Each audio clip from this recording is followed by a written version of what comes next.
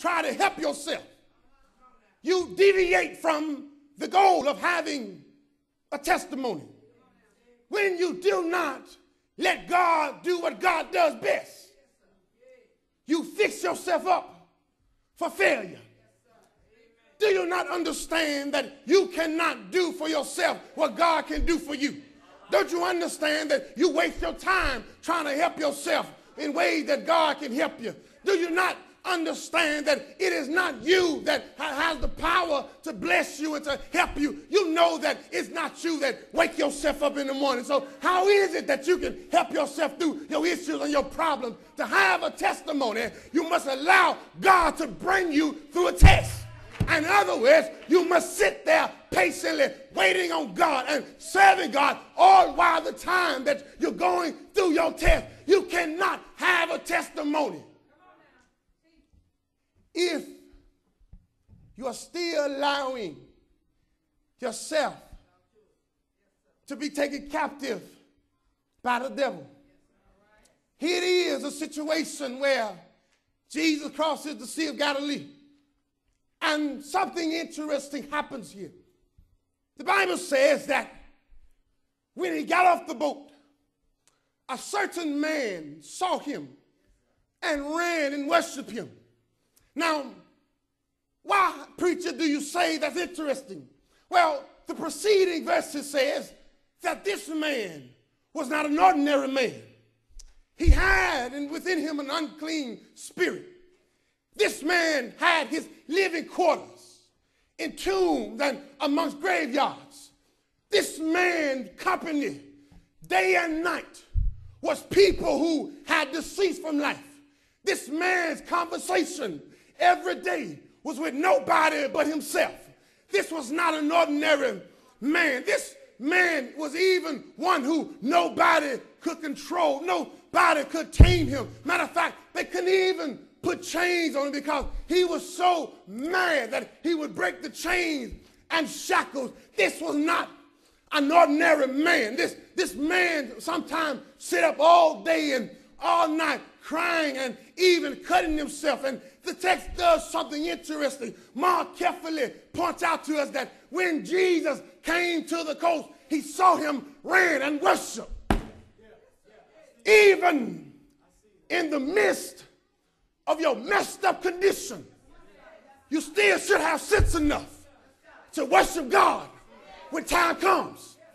Even in the midst of your drug addiction, your fornication, in the midst of your lying and your cheating, you ought to have sense enough at one point to worship God.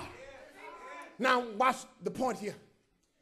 Here it is, a man who nobody could do nothing with, who everybody had written off.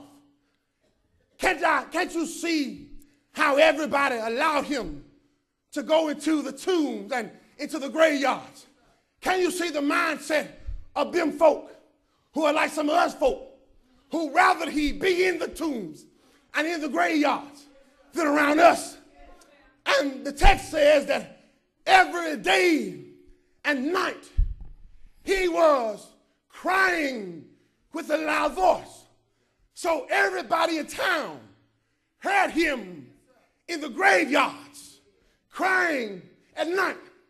And not only was he crying, but the text says that he was cutting himself. Stay with me. Whenever somebody mutilates or abuses their body, it's a cry for help. Okay, I got some holy folk this morning, all right?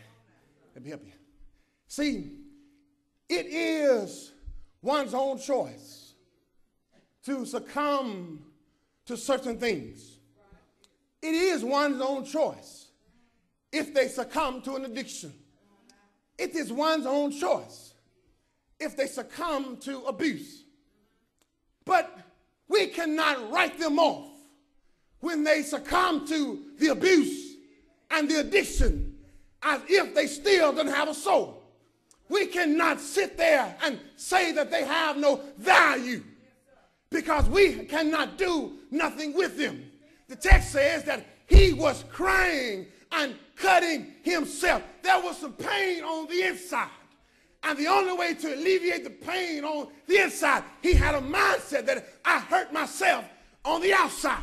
Haven't you ever heard of folks who cut themselves because they have problems on the inside? They cut themselves so they can feel the pain on the outside, that they can release pain on the inside. Quit looking at folks funny just because they have an addiction or an issue. They may be trying to cry for help, but you got your sanctified holy nose pointing up at them like they ain't got nothing to offer to you. They are just as valuable as you. You forget that it was one time you was messed up and in your condition too. There was one time you had your nose so wide open that a drop of water could have rained you and drowned you up because you were so caught up by some man.